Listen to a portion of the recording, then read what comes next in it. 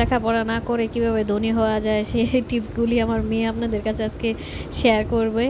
তো hi everyone, আসসালামু আলাইকুম। আপনারা কেমন আছেন? আশা করি আল্লাহর রহমতে ভালো আছেন। আমিও আল্লাহর রহমতে খুব ভালো আছি। তো এখানে যে রান্নাবান্না বসিয়ে দিছি, তো গৃহিণী বুঝেন তো, বাড়ির যারা সাংসারিক মেয়েরা আছেন, তো সকাল হলে রাত্রে হলে রুটিন করে রাখতে হয়। তো আমার মতো কে কে আছেন এভাবে রাত্রে ঘুমানোর আগে রুটিন করে রাখেন সকালে কি রান্না করব? তো প্রথমে আল্লাহর নাম নিয়ে তারপরে কি রান্না করবে এই লিস্ট করে তারপরে আল্লাহর নাম নিয়ে ঘুমাই। তো এই যে এখানে দেখেন এই মশলাগুলি দিয়ে আমি একটা নিরামিষ রান্না করব। তো আগে মাখায় রাখতেছি, এইভাবে রান্না করলে খুব ভালোই লাগে, খারাপ লাগে না। এক এক সময় এক একভাবে রান্না করলে মানে ভিন্নভাবে একটু চেষ্টা করলে খুবই ভালো লাগে, মানে তরকারি স্বাদটা বেড়ে যায়, ভালোই লাগে, খারাপ লাগে না। তো এই যে এখানে আবার এই যে ফ্রিজের সামনে এসে কতক্ষণ দাঁড়ায় থাকি। আমার মতো কে কে এরকম আছেন যে কি বলবো, মানে কি নিতে আসছি এটা সেটার জন্য ভুলে যে কতক্ষণ দাঁড়ায় থাকে তারপরে ফ্রিজ থেকে নামাবো নাকি নিবো ওই চিন্তা করি। তো আমার মতো এমন কে কে এরকম ভুল এমন আছেন কমেন্ট বক্সে জানায়েন। তো এই যে ফ্রিজের কাজ আগে রান্নাবান্নায় মানে অর্ধাতে সেরে যেটা না লাগবে ফ্রিজে রাখে।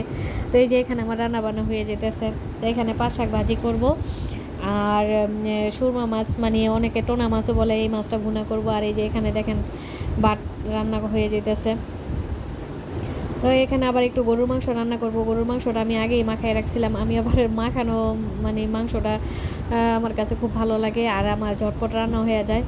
আর এই যে এখানে একটা কাশ্মীরি মরিচ আনছিলাম, এই মরিচটা খুবই কালারফুল, খুবই সুন্দর। আর মানে ইয়ার মধ্যে দিলে, তরকারির মধ্যে দিলে এটার কালারও সুন্দর আসে, আর দেখতেও মানে অনেক আর খেতেও একটা গ্রান অন্যরকম একটা স্মেল আসে এই মানে এই মরিচটা থেকে। তো এই যে দেখতে দেখতে আমার রান্নাগুলো শেষ হয়ে গেল।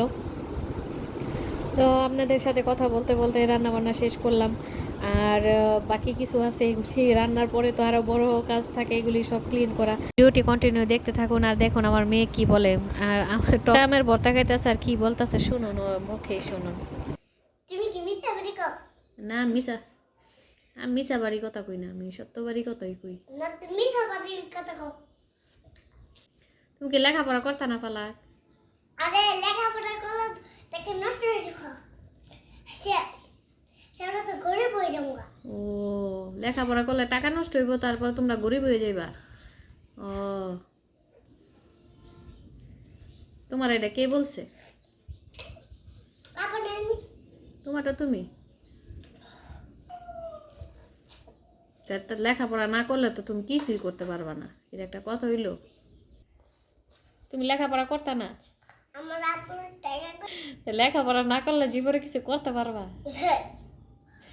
লেখাপড়া করতে ভালো লাগে না?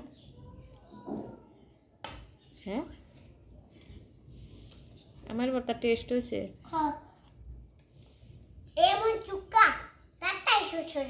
দাঁতটাও শ্বশুর করতেছে। ও,